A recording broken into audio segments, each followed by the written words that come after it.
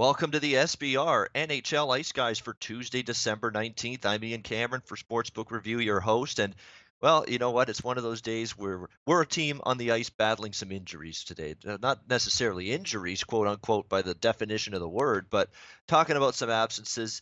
We got no Alex B. Smith. He's traveling back home to Chicago for the holidays. Andrew McGinnis not here as well. Maybe some connection issues. I know I had those Thursday. It is what it is.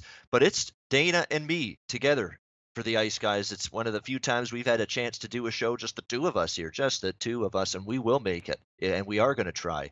It's going to be fantastic. Still, great show, great card to talk about. Looking forward to it. I actually reached out to our pal Stucci to see if he could fill in, but didn't hear back from him. Hey, Stucci, wake up and read your emails, okay? You're not going to get many opportunities to be on this show, so don't waste them, or at least so just a reminder for the future, my friend. But I'm just kidding. He's a good man. We'll probably have him on filling in for somebody down the road once again. But for today, it's just me and Dana Lane. Let's bring in Dana. How are you, my friend, today on this Tuesday? I'm doing great, man. I put my extra mediums shirt on today, and I'm ready to go. I have to apologize the other day for not being on the show. I don't like to miss them, but I hear you guys did a great job, so I would expect no less. All right, very good. Dana with us. We will see him, I'm sure, at some point here. I don't know what the image was, why it was like that, but he's there. We can hear him. We're going to get right to it on this Tuesday edition. Thanks to everyone for tuning in. How about the fact that we've got a special, this is crazy, Tuesday afternoon hockey. There's no holiday on either side of the border today. This is not any sort of, you're not seeing things, you're not living in the twilight zone or something. We actually do have a afternoon Tuesday hockey game here to kick off today's card, 51-52 on the rotation. The Carolina Hurricanes taking on the Toronto Maple Leafs at the Air Canada Centre, a 2:05 p.m. Eastern Time puck drop, 11:05 on the West Coast. No line for this game yet. Uh, as of yet, posted for this one. This is to commemorate the 100th anniversary of the NHL. They've done a bunch of festivities. They had the Montreal Ottawa outdoor game Saturday.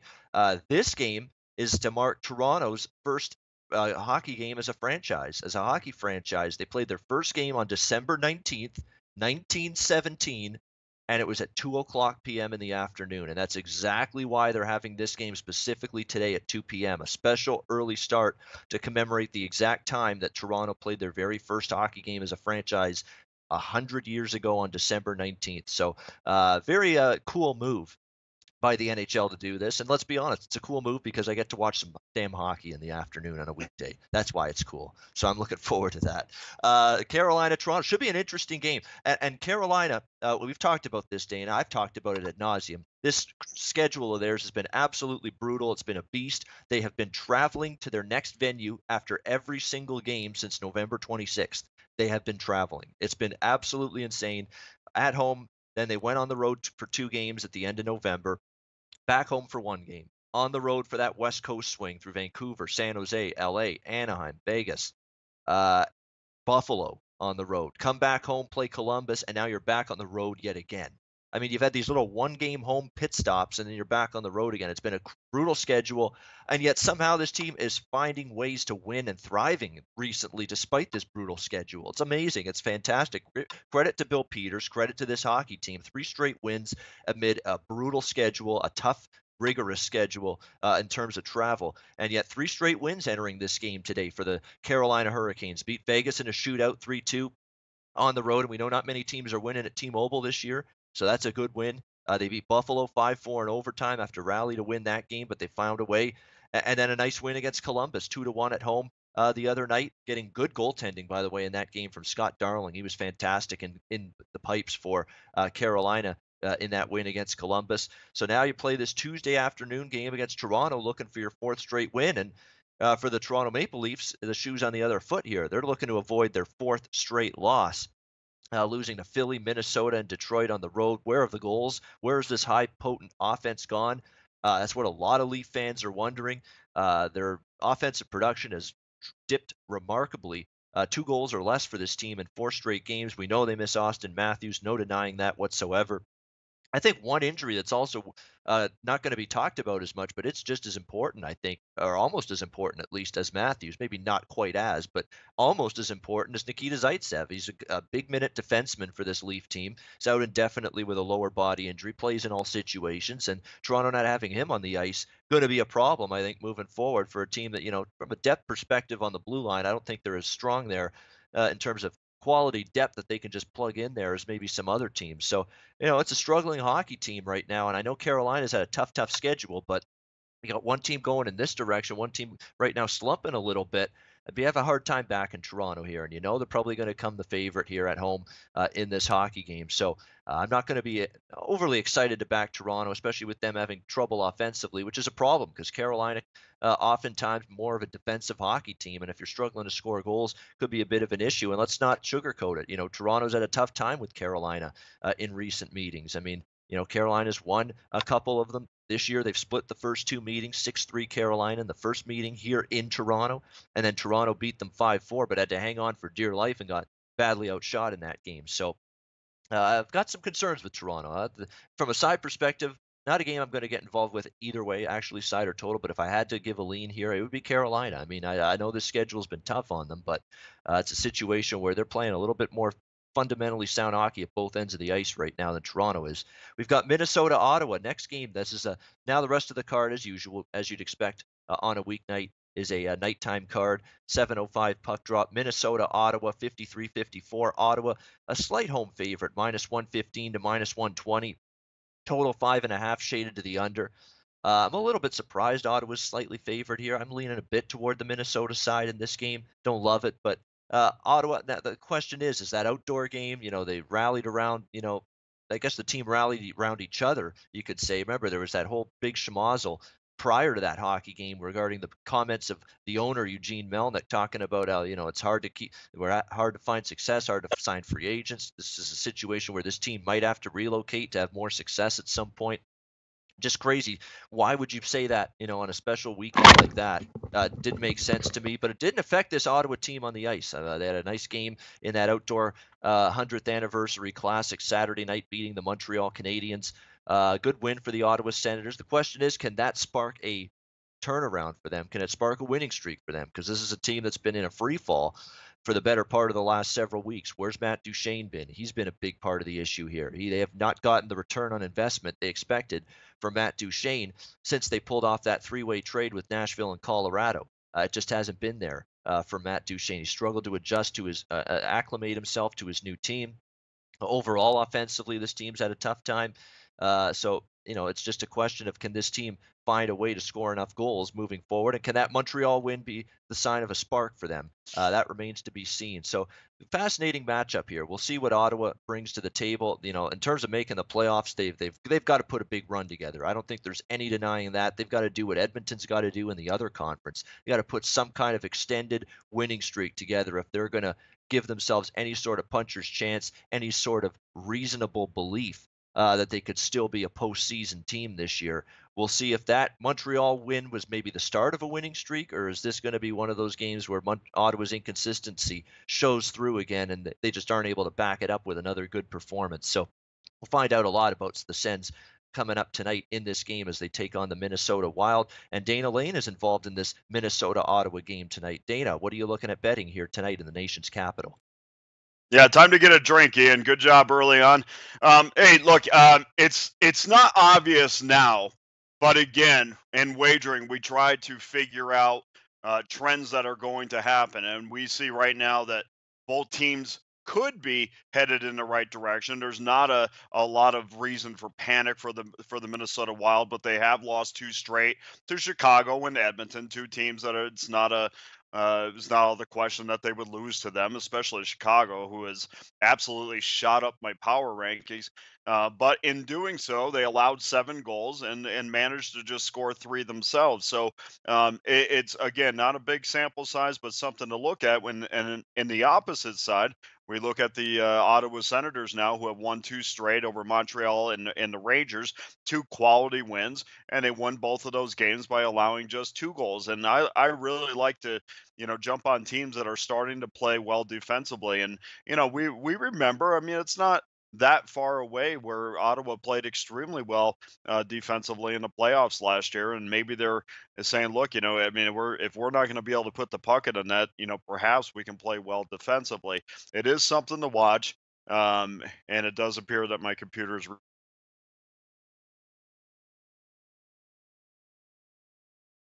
Uh-oh.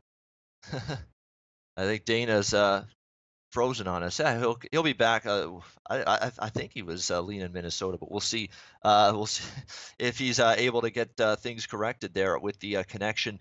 Uh, it's just one of those days right now. But Minnesota, Ottawa, for me, like I say, I would lean to the Minnesota Wild side here. Take a walk on the Wild side, as Lou Reed once said. I would be looking in that direction. Ottawa's got to show me that they could do more. Than that was a step up effort. It's a special environment. You're at Lansdowne Park. You're outdoors. That's going to bump you up. Even if you're a struggling hockey team, you're playing a rival with the Montreal Canadiens coming to town. So we'll see if that sparks something from the Minnesota Wild here in terms, or from the Ottawa Senators in terms of a better effort, keeping that streak together here going into this game tonight against the Ottawa Senator or against the Minnesota Wild. So I still think Minnesota to me has been the team that's for the most part they've played better recently. The Minnesota Wild, they've had some nice wins. I know they lost to Edmonton on Saturday, but I think they have a chance to bounce back here. I'd be looking at playing Minnesota here. What is it, around plus 100 is probably the best price you could get with the Wild right now. So again, that would be the way I would look to in that hockey game. We'll see if Dana is going to be able to rejoin us. He probably is just having a brief little glitch. We'll see if we can get him back on the airwaves and hopefully pretty soon. We've got Detroit taking on the New York Islanders. Next game on the rotation, 55-56. Big favorite, New York Islanders, minus 180. And they're just one of those teams right now, finding a way to just keep on winning hockey games on home ice. The New York Islanders have been able to do that, and that's why you're seeing them lay these big time prices every time they're playing at the Barclays Center. More of the same here for the New York Islanders in this hockey game. Total sitting at 6 as well, pretty much across the board. You know how I feel about the New York Islanders from a totals perspective. They are a dead nuts over the total team right now. It is absolutely insane to see the over the total run that this team's had all season long, especially lately. I mean, this team is just, in terms of offense, they're scoring goals, but their defensive play is so lackluster. Their goaltending's been up and down from Grice and Halak, and their penalty killing's horrendous. It's absolutely a disgrace, to be honest with you, because Doug Wade actually put this team through a hard, tough-ass practice with the sole purpose of fixing this pathetic penalty kill, and it hasn't helped at all. This team's still giving up power play goals. They've given up at least a power play goal now in 8 of their last 10 games. They've given up a power play goal in each of their last 2 games. In terms of over the total, they're 8-2 to the over their last 10 games. They're 22-10 to the over for the season in 32 games. So it's just a team that, is scoring goals. They're giving them up. And it's hard to bet this team under. I mean, you're seeing somewhat of an adjustment lately. You're seeing a lot more 6s with the Islander totals right now. But it's just not, it doesn't seem to be high enough. I mean, you look at the last several times they've had a total of 6 or 6.5. They've gone over more often than not. I think we see that again here. I know the Detroit Red Wings have played 3 straight unders, but you've played Florida, who have struggled to score lately. You played Boston, who have been up and down. They broke out offensively last night against Columbus, but they're still not a juggernaut in terms of scoring the puck. And then against Toronto, they're struggling offensively right now. We talked about the Leafs earlier in the first game against Carolina. They're not scoring goals right now. The Matthews injury has hurt. Mike Babcock's got them playing more of a, I don't know, dump and chase kind of game instead of, just going a transition game, which I don't understand, to be honest with you, considering the speed and talent on that Leaf team up front. But that's the way it's going for them. And as a result, right now, they're struggling to score goals. So it's definitely a goal fest. I see another goal fest here involving the New York. How can you not? I mean, if there was one game that could have finally gone over the total, it was probably the LA game on Saturday night. And LA's not a over team. LA's not one of those let's go up and down the ice and trade chances kind of hockey team. They're more of a defensive minded group. And that game still finds its way up and over the total. 4-3 final score Saturday night. So if the Islanders are pulling the LA Kings into a game over the total, I think they can do the same thing here against the Detroit Red Wings. There's a lot of guys, too, for the Islanders in terms of offensive contributions that are scoring goals for them right now, and that's a good sign. Even Detroit. Detroit lately, Zetterberg's starting to score some goals for them, which is good to see. Dylan Larkin's been terrific as of late. Thomas Tatar has been pretty solid offensively. Andreas Athanasiou has done a pretty good job as well. I've seen him get quality chances and be able to score a goal or two as well. So there are some guys in Detroit that are starting to get some things going offensively. Zetterberg had 2 assists their last game when they played Toronto. So the captain of this team is starting to get it going a little bit at the offensive end of the ice. So there's no question I'm looking over the total here. Once again, broken record, play the tape. This is a recording. New York Islanders over the total. I'm interested once again. I will be betting that game over the 6. Detroit taking on the New York Islanders tonight. Is Dana there? Dana, can you hear me? No, he cannot. So he's still having issues. Okay. Anaheim, New York. You know what, guys? Sorry, I got to do this. I have to take a sip here of coffee. It's just I can't talk forever. I got to have a little 2-second break here.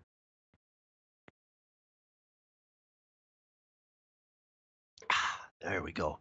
Ooh, I needed that. It's tough doing that. Yeah, that's unbelievable. I'll tell you what. When I woke up this morning, I didn't think it would be an ice guy and the SBR NHL ice guy. I didn't think this was the show we were dealing with here. SBR, the NHL ice guy. That's what apparently that's what we've got here today on this Tuesday. That's all right. We're gonna make it through the card, no problem. I'm just gonna have to take some more drink breaks more often than I'm used to. Usually I do that when I got someone else that's talking during the show, but I can't do that today. Got to keep this train rolling. So here we go. Anaheim, New York Rangers. Next game on the card, 57-58. No line on this hockey game. Anaheim on the second night of back-to-backs. They played the New Jersey Devils last night. Situation where it was a disappointing loss, I think, if you're the Anaheim Ducks. I mean, you look at it, you get off to a flying start, a lot of energy on that team coming out of the gate last night against that New Jersey team. It was the return of Adam Henrique to New Jersey last night, facing his former team. Now as a member of the Anaheim Ducks, he played great. Tremendous goal. I mean, if you didn't see it, watch the highlights of that Adam Henrique goal he scored for the Anaheim Ducks last night against New Jersey. Really was a thing of beauty. It was a wonderful goal. And against that, and I think he did it too against going one-on-one against the guy that was involved in that trade, going the other way to the New Jersey Devils, Sammy Vatanen. So that's what makes that goal that he scored very, very funny, ironic that Adam Henrique against his former team and does it against another guy that was involved in that trade. But in the end, as much as Adam Henrique played a very strong game against his former team, it still did not result in the victory. Anaheim gets out to a quick 2-0 start in that hockey game, but cannot preserve the lead. New Jersey comes back and wins that game by a score of 5-3. Probably deserving winners. They outshot Anaheim 34-24, really carried the play toward the Anaheim Ducks as that game progressed. We'll see if the Ducks have a bounce back in them tonight, but it's a tough spot. Talking about now an Anaheim team playing their 3rd road game in 4 nights. That's never an easy situation. It's the 4th game of this road trip, and it's not even close to over yet. Before the Christmas break, they've got the New York Islanders on Thursday. They've got Pittsburgh on the road on Saturday. So this has been a grueling stretch of hockey here for the Anaheim Ducks in terms of travel and in terms of being on the road. And sometimes when you've been on the road like this, you're playing 3rd road game in 4 nights for a West Coast team now traveling to the East Coast, the East time zone. That's a tough spot to trust a team in. Can you bring that energy? Hockey's a game of energy. It's a game of intensity. And if you're fatigued and you're feeling it and you're jet lagged, frequent flyer miles are piling up, it's hard to bring that energy and intensity to 100% level. In this kind of spot, when you had to start by traveling from the West Coast to the East, now you're playing your 3rd road game in 4 nights. You played a big a hockey game that really expended a lot of energy last night. I mean, if you saw any glimpses of that hockey game, Anaheim had to really play balls to the wall. I mean, it was one of those games that was back and forth. You just exert a lot of energy playing in that kind of game, back and forth game. You're chasing the game, that kind of thing. But so you just worry that the gas tank for Anaheim might be a little empty tonight. I'd be tempted to take them because I don't know, this New York team's still a little bit, I don't know, flaky, I guess you could say to me. Although they have played better lately. They have won two games in a row against Boston. Just been playing better. The LA Kings were red hot, and they've been cooled off here on this road trip that they've been on. So it's a situation uh, where New York Rangers have played better, no question. So it's going to be a pretty interesting game here to see what we get from the New York Rangers. So it's going to be a fascinating game to observe. It's probably not one I'm going to be involved in betting in, though, from a betting standpoint. You would think Anaheim wants to clean something up defensively here tonight. I mean, I don't think they like the way they played. They traded chances a lot more than we're accustomed to seeing Anaheim doing that. And I know they're getting healthier up front. This Anaheim team, they have Ryan Getzlaf back, it's like they traded one guy back. They got one guy back from injury, and another guy goes down because they get Getzlaf back a while back, and now Corey Perry's injured. So, it's like they trade one guy to come back, and now another guy goes down. So the bottom line is, even with Getzlaf back, they're still without Corey Perry, one of their top scorers. This is still not a team that's going to be looking to trade scoring chances. You're going to see John Gibson in net tonight because it was Ryan Miller. So with Gibson in net, a situation where this team probably not happy with giving up 5 goals. I think under would be the way I'd look in this game. We'll see where this total comes out. The New York Rangers are a weird team from a totals perspective. There's games where they fly over the total, and they can play lower scoring games as well. They've had a mishmash of totals results lately, but 3 of their last 4 games, the Rangers have gone under the total. So lean to the under, but again, I got to see where the line is, see where the total comes out before getting involved. Next game, we've got Boston taking on Buffalo, 59-60 on the rotation here. We've got Boston minus 130 to minus 135 home chalk or road chalk in this game. Total 5.5, shaded to the under. This game's being bet down. It is. There's no question. I mean, there's Buffalo money coming in. None of it's mine. None of it's mine. I can tell you that. Again, the Buffalo Sabres, team that just has had a hard time, stringing any sort of consistency together, any sort of wins together, let alone consistency. You got to be able to win games, at this point in time. And this is a team that's finding it hard to do that. They win one game and then they lose a bunch in a row. That's been the pattern. When they have won a hockey game, haven't been able to follow it up with another win. I mean, they beat Colorado on the road 4-2. I was back on December the 5th, and then they lose 2 games in a row after that, albeit both in overtime.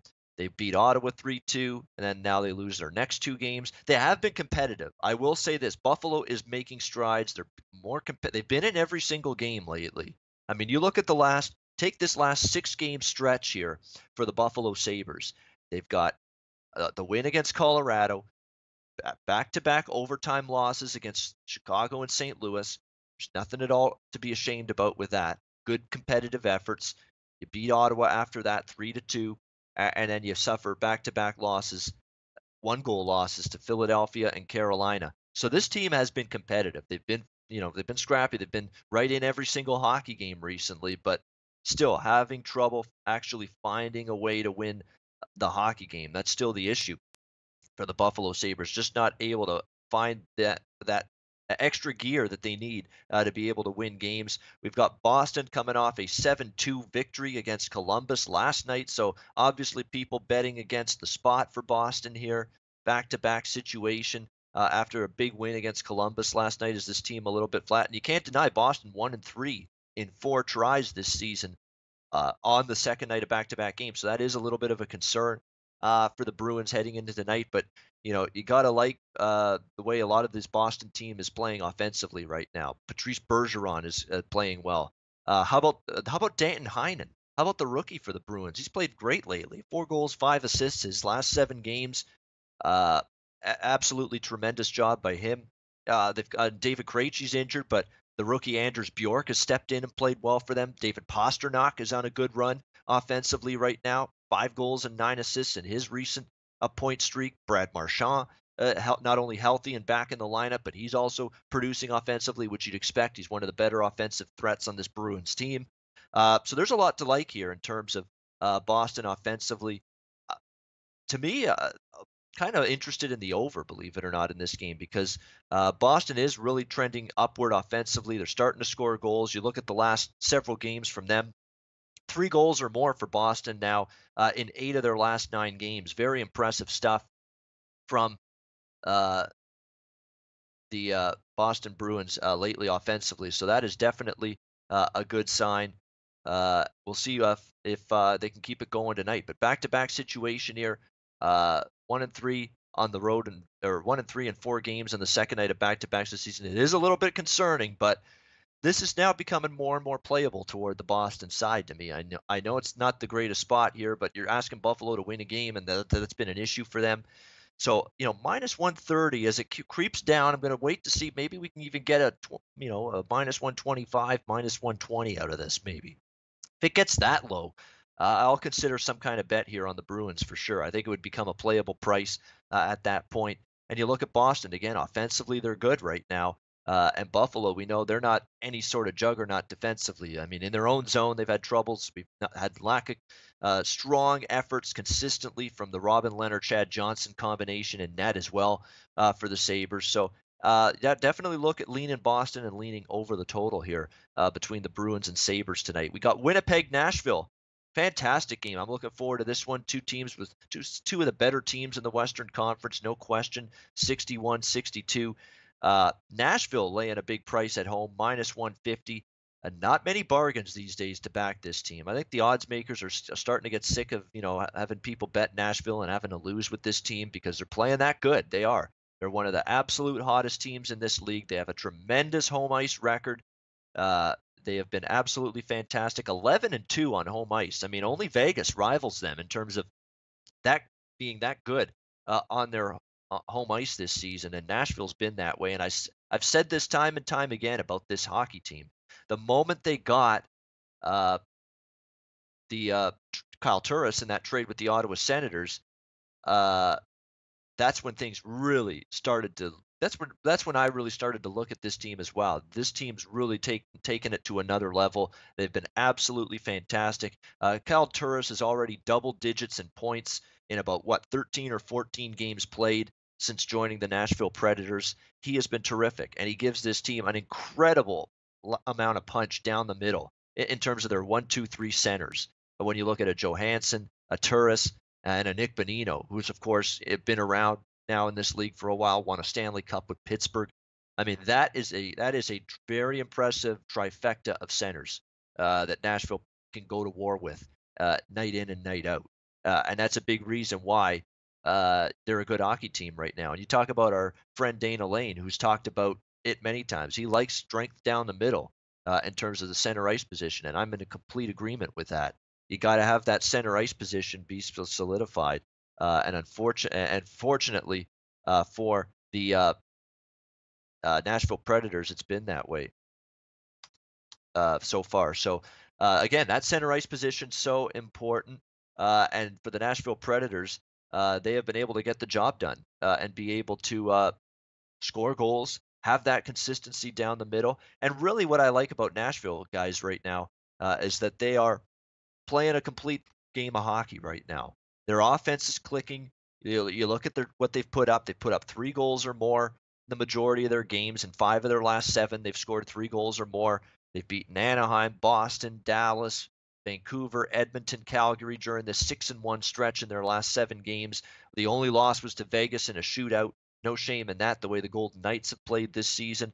Lots to like with this Nashville team. Balanced team. They can score goals. They can defend when they have to. And Pekka Rinne right now has played, for the most part, good hockey. He's had the odd bobble this season, but nothing compared to the inconsistency that he's had in years past. So it's one of those situations where, Nashville to me, in terms of being a complete hockey team, they are showing that to me right now that they are playing that kind of complete game. Winnipeg, on the other hand, it's been a little bit more of a struggle for them lately. 2-5 in their last 7 games, but they got righted the ship the other night at home against St. Louis. 4-0 shutout win against the Blues, and really they deserved a better fate in the previous game. The first game they played against St. Louis in St. Louis on Saturday night, they got shut out 2-0, but man, Carter Hutton was fantastic in that. Stood on his head, was tremendous. 48-30, completely outchanced, outshot the St. Louis Blues in that game. Had the majority of the territorial play and the dominance. and deserve to win that game too. So when you look at it, when you handicap and I always look back and see what the results were, the box score, the whole bit. Of course, I watched so many of these games, and I watched a lot of that Winnipeg St. Louis game Saturday night, and uh, they were all over the Blues for extended stretches of that game. So you could say Winnipeg easily could have taken 4 out of 4 points in those two head-to-head games, back-to-back games against St. Louis. So I'm convinced the last two games they've been back on track, not so much just the last game that they won, because they probably should have won in St. Louis. So the last two games we've seen Winnipeg, even though they're just 1-1 in those games, the last two games we've seen Winnipeg play pretty good hockey, seem to starting to right the ship a little bit. We know offensively there are a bunch of options for this team: Mark Scheifele, Blake Wheeler, Brian Little, Patrick Laine. It goes on and on and on. There's so many weapons on this team that can put the puck in the net. Uh, but it's going to be tested here against this Nashville Predators team. Nashville has been great at home. You look at what they've done head to head against Winnipeg at home. They've won 3 straight home games against the Winnipeg Jets since November 2016. So, I respect Winnipeg. The last two games they've played better. They're still one of the. I don't know if they're. I still don't know if they're Stanley Cup contender yet. Winnipeg. I don't think they are yet, but they are trending toward being a playoff team, a solid enough team in the Western Conference. But I've said it before. I'm not stepping in front of this Nashville team. That's all there is to it, especially at home, 11-2. I know the price is up there, -150, but not interested in fading Nashville. Total wise, it could go either way. Winnipeg is not the over machine they are on the road that they are at home. There's a big drop off in terms of their over under results playing in Winnipeg compared to on the road. So I'm not in a rush to bet over. I actually maybe lean under in this game. Don't forget, they played 2-0 and 4-0 games against St. Louis in the last two. Both of them stayed under the total. Nashville can't play defense. They can play a 2-1, 3-1 game. Nashville can win that way, and they can also win 6-5. That's what's great about the Predators. They can win games in different fashions, different styles. So from a totals perspective, tough one, but you are getting plus money on the under, 5.5, plus 100, plus 05, plus 105. So for that reason, with the price you can get, maybe a slightly into the under, but it's Nashville or pass for me from a side perspective in that game. What do we got next? Washington, Dallas. Dallas -120 to -125 home favorite in this game. The total 5.5, pretty much across the board. Dallas Stars, a team that's returning home off a road trip. That's always something that's a little concerning. Those are always what I consider. Doesn't mean you're always going to lose in this spot, because it's if it were that easy, we'd all be millionaires. We'd all bet against teams automatically. First home game off a road trip. They don't always lose in this spot, but it's still a spot that I am always weary and leery of backing teams. Man, that was kind of a pathetic, uh, pathetic way of me trying to show that I can rhyme properly. They're leery and weary, but we'll go with it either way. Dallas Stars, as I mentioned, off that 4-game road trip. Rangers, Islanders, Devils, Flyers in those 4 straight games. They split that road trip 2-2. 2 wins, 2 losses. Lost the latter 2, though, against Jersey and Philadelphia. Won the first 2 against the Islanders and the Rangers. So, this team's going to be eager to get back home and get back in the win column facing this Washington team. And, Washington's another team that at home they've been great. What is it, Capital One Bank Arena or something they call it? It used to be the Verizon Center. That arena is another one of those arenas. They changed the name more than people change their underwear. That Washington Arena. I mean, it's holy fuck. It's a different name every single year, it seems. But now it's Capital One Bank Arena or whatever, some stupid shit or something like that. I can't keep track of these arena names, but I think that's the Washington one. Just not the. I can't keep track of it. Not the amount of times they change the name. It's hard to. I mean, it's tricky. I mean, you got a different name pretty much every season. But the bottom line is Washington has been great at home, but they've been average on the road. I think it's safe to say that they're 7-8 in 15 road games this season. They've actually got a losing record on the road. This Washington Capitals team. So it's not as easy to back them away from home as it is on their home rink. The Dallas Stars, I know, again, off the road trip, that's sort of a negative spot, but they are off 2 straight losses. I think the focus is going to be there off those 2 straight losses for Ken Hitchcock's team. The question is the energy level going to be there? Because when you've been traveling to the East, 4 straight games, you played a lot of games in a condensed period of time. Because when you look at it, That team played 4 games in 6 nights. That's pretty tough. 4 games in 6 nights, all on the road. Now you're back home. It smells like a spot where Dallas ain't going to have that A level of a gas tank here in this particular hockey game here tonight. So I think Dallas is going to want to bring a motivated effort. I can't trust Washington on the road here in this situation. Dallas in a little bit of a tough spot, so it's a game I'm going to leave alone from a side perspective. Probably the same with the total in this game.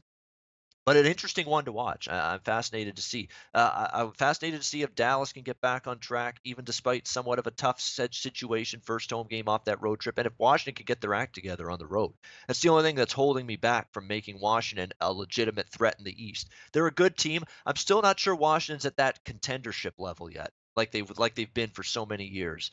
We'll see. But this is definitely a game where I'm going to be able to take some things away from this hockey game in terms of both teams and how they perform in this game. So sometimes you get games like this. You don't have a betting opinion on it. You just sit back, you analyze it, and there's probably something you can use for the future following this game. I'd probably look to bet on the team that loses this game, believe it or not, because you're going to get extra value. They're going to be definitely looking to bounce back, whether that's Washington or Dallas. Maybe a bet on the loser of this game in their next game could be something to look at.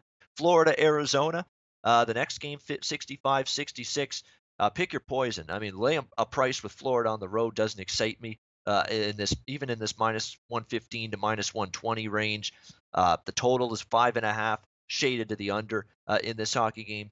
Not enamored with laying a price with Florida on the road, no question. But at the same point in time, do you want to trust Arizona to do anything right? To do anything close to winning a hockey game these days. That is the issue. That's the conundrum that you're dealing with here in this game for the Florida Panthers taking on the Arizona Coyotes. Florida's not playing good hockey. I mean, you look at the way they've played. They're 2-7 in their last 9 games.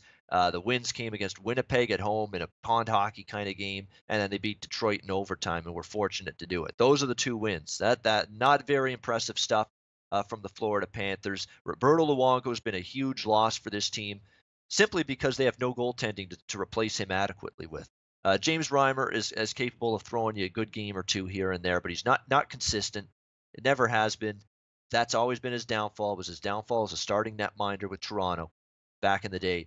It's his downfall now. I mean, there's just no consistency, none, zero from James Reimer in between the pipes, and we saw that on display. Great performances, 2 in a row. He played well. Chicago and Colorado. They didn't win either game, but he gave up 2 goals against Chicago. They lose in overtime.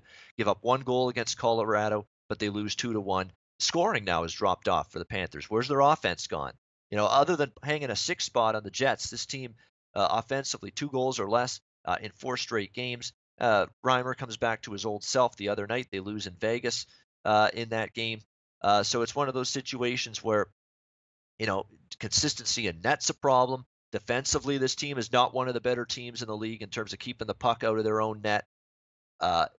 Offensively, this team is struggling to score goals right now. There's a lot of people in offensive funks right now for the Florida Panthers. Radim Verbata, who actually did score a goal the other night. He's only had 4 goals this season. You need more than that from him. Just been disappointing from this team offensively. Some of their big guns haven't been producing. Jonathan Huberdeau sort of disappeared the last couple of games. He's had a good season. 9 goals, 23 assists, 32 points in 33 games, but he's been quiet lately.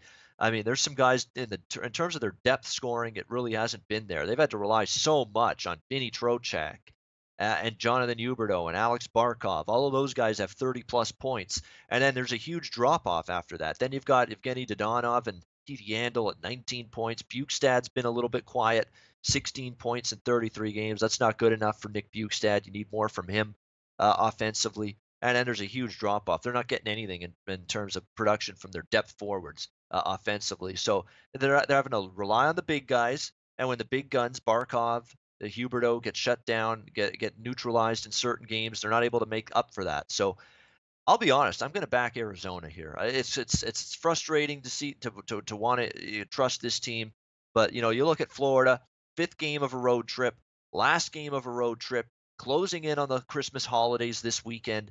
This team's excited to get home. You got to watch out for those last road game of a road trip spots for these teams, especially this close to the holiday season. You're excited to get home. You can't wait to get home, see family. It's almost Christmas time. Is your focus going to be on this final road game of this road trip for Florida against Arizona? Is your focus and your mindset where it needs to be for this hockey game, knowing you're on the way home after this game, after this long, extended 5-game road trip? Uh, I'm concerned that Florida's just not mentally geared into this game because, again, it's not a bit as big a deal, if you're talking a February or March road trip or an October road trip. But this close to Christmas time, there's a lot of distractions, a lot of family distractions, and you just worry that Florida's got one eye on getting home quickly after this game. Just prior, a few days before Christmas. I don't trust Florida. They're not playing great hockey. Yeah, Arizona's lost a bunch in a row, I know, but they're at least at home. They've at least played some tough competition lately. Pittsburgh and Tampa is the last two losses. Chicago, Columbus, Boston's played good. Vegas, they've lost to pretty good hockey teams, Arizona. Even though they've lost 6 in a row, that looks bad. It looks worse than what Florida's done lately, obviously. But Vegas, Boston, Columbus, Chicago, Tampa, Pittsburgh, is there really any shame in losing to those teams? No, as far as I'm concerned. There'd be a much greater shame losing to Florida at home, as far as I'm concerned. It's a winnable hockey game. Antti Ranta's back. He's healthy.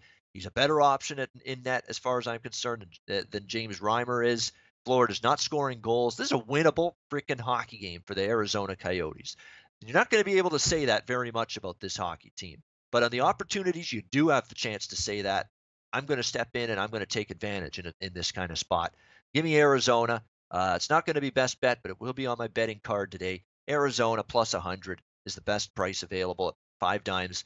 Give me Arizona Coyotes. This is a spot. This has got to be the spot. Florida's not playing good. They're road weary. They can't wait to get home after this game prior to Christmas. If Arizona's going to step up and win, it has to be here. Give me Arizona. I think they can get it done. Hopefully. Hopefully. I shouldn't be as confident in that for a team that's lost 6 in a row. But like I say, a lot of tough opponents lately for Arizona. This is actually a step down in class for them, considering who they've played as of late.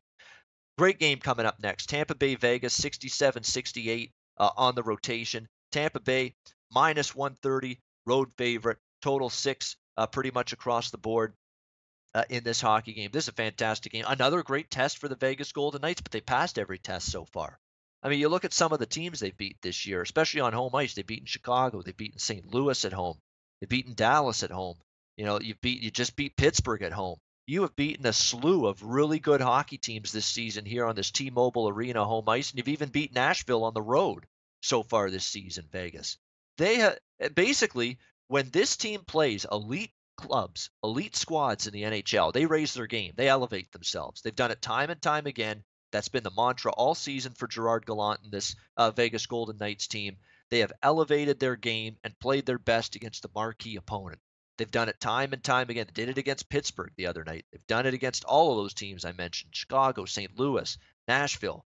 When they play a quality foe, it's one of those situations where they're into it.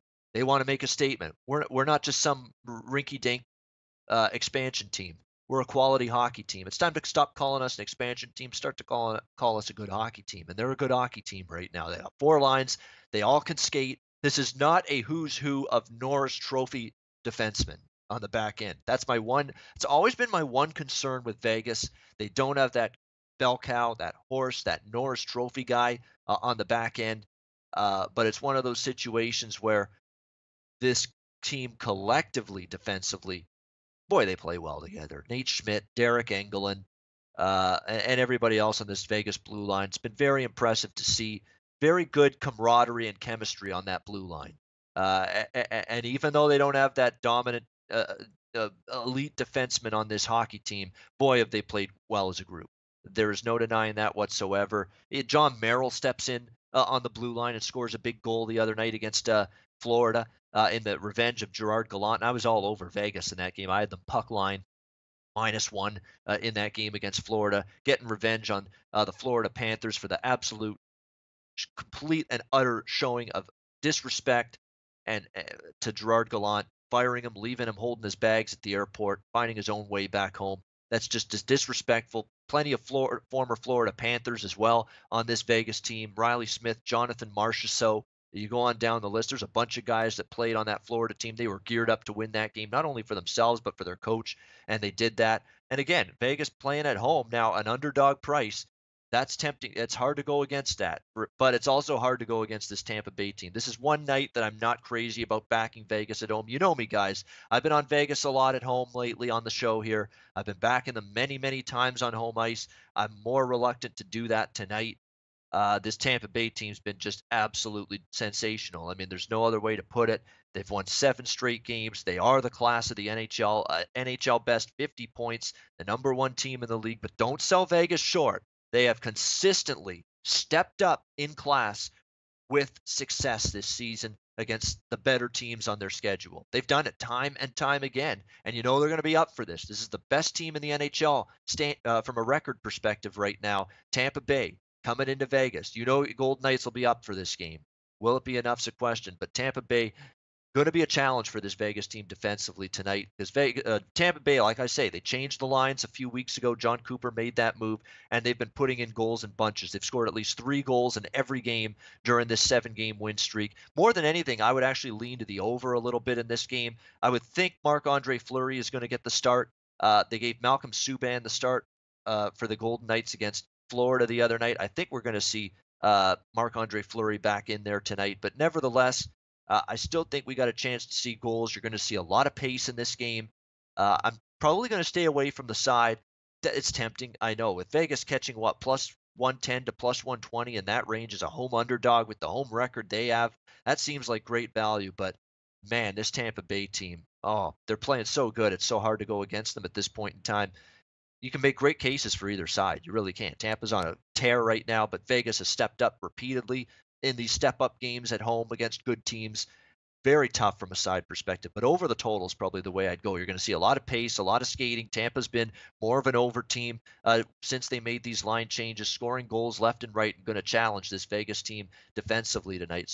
But Vegas offensively, William Karlsson, Marchessault, Eric Howland, James Neal. Go on down the list. A bunch of guys that are producing offensively for them. Riley Smith right now, everybody contributing offensively, and they're going to test Tampa. You know, Tampa got away with giving up a ton of shots to Colorado the other night. They give up that many shots tonight. Vegas is going to be able to find the back of the net too. So over 6 is actually the strongest opinion I have on this game. I'd look toward the total more than the side.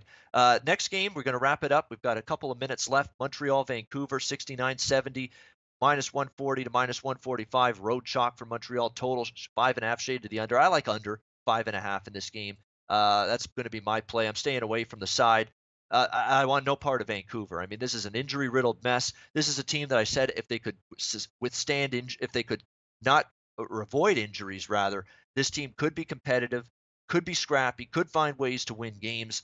But now that's being tested in a crazy way. Bo Horvat out. Sven Baertschi out. Brandon Sutter's out. Chris Tanev on the back end's out. Eric Goodbranson may return. That's the one bit of good news for Vancouver, but you're already struggling to score goals offensively without Bo Horvat, and now you lose a guy that's been an absolute difference maker for you. We're talking about, of course, the rookie, Brock Besser, who has been absolutely sensational for the Vancouver Canucks. Bone bruise in his left foot. He's going to be out indefinitely, certainly out for an extended period of time. Huge loss. There's times I sometimes don't overreact to personnel losses. You can't overreact to this one. This is huge. Losing Brock Besser. Brock Besser's been the engine that's driven this Vancouver Canucks offense lately. He's been sensational. 17 goals and 13 assists, 30 points for this guy this season. He's been remarkable. And you take him out of this lineup for Vancouver, and it's just one of those guys that's impossible to replace. You know, it's a team that already struggles to score goals. Now you have no Bo Horvat. Now you have no Brock Besser in there. That is a big-time problem for Vancouver. Where's the offense going to come from? Where are the goals going to come from? What, Sedins and Thomas Vanek? I mean, Sedins, you know, they're not the players they were. They're capable. They're still solid, but they're not going to be those carrier team offensively guys anymore. They're just banged up beyond belief, this Vancouver team right now. I cannot endorse them, but I'm not running to late minus 145 on the road with Montreal. Montreal's not the team I trust in this price range. Montreal's not the team I trust offensively enough in this price range in terms of goal production. They just got shut out by Ottawa, who's been struggling lately in their last game in that outdoor game. So as Vancouver is pure bet against material for me right now. If I had to, I'd bet Montreal, but I'm not gonna. I don't like this team enough right now. They've lost 4 of their last 5. Montreal 1-4 in their last 5 games. They're struggling to score goals. They're also giving them up a bit more. So I don't trust Montreal, and I trust them even less laying this kind of hefty price on the road, -145. Under is the way I'm going to go in this game. Staying away from the side, but under the total, 5.5 makes sense. I know Montreal's given up more goals than they've liked lately, but you should be able to shut down this moribund, injury riddled Vancouver offense that's without arguably their 2 best scorers in Bo Horvat and Brock Besser right now. So under 5.5, I think we get a lower scoring game there. All right, let's wrap it up. It is best bet time. I know Alex B. Smith, my buddy who's in the chat. Great to see you, Alex. Hope you have a safe flight back home to Chicago this weekend. I know he sent along a best bet for this show. Washington Capitals, slight underdog on the road against Dallas. That's his best bet. Dana had sent me his games. He did not, I believe, mention which one was going to be his best bet here today. But nevertheless, it's a situation where, let me see. Actually, let me see the DMs here. Maybe Dana sent the best bet. Let me see if I can. I'm just going to see if I can. Yeah, I'm just going to ask him what his best bet is because he's still on Skype. He got some Windows update thing that apparently is what kicked him off the air. It's ridiculous. Windows and Skype, you can both go to hell. You both suck. Do we need an update every 2 days? Like, what kind of software additions and upgrades could you possibly make in that short amount of a time? And every 2 days, we need a fucking update. Both of you, Windows, you're terrible for that. Skype, you're terrible for that. And it knocks my contact list out, sends it for a complete loop. I had to retrieve all my contacts the other day, the last time Skype updated itself on its own. It's absolutely asinine. But anyway, that's enough of that rant. It is what it is. We deal with it. It's a tough situation. Bruins under for Dana Lane. There you go. Boston under the total. Boston Buffalo under 5.5 -120. That is Dana Lane's best bet. He just sent it to me now. So we've got Alex on Washington, Boston Buffalo under 5.5. Dana Lane's best bet. And for me, I'm going with what's worked for me for weeks. New York Islander games over the total. It's been a great run. It's been a big boon of profits for me this season in the NHL, particularly over the last few weeks. We're not going to stop now. Islanders can't kill a penalty to save their lives right now, but they can score goals. Tavares, Anders Lee's been scoring goals. Josh Bailey's been tremendous. There are guys putting the puck in the net, and there's not a lot of guys keeping the puck out of the net right now for the New York Islanders. Put that combo together. Let's expect another higher scoring affair involving the New York Islanders tonight as they host the Detroit Red Wings. Give me Detroit, New York Islanders over 6 -110. That is going to be my best bet for the NHL Ice Guys for this Tuesday, December 19th NHL card. And with that, that is going to wrap up the show. I made it.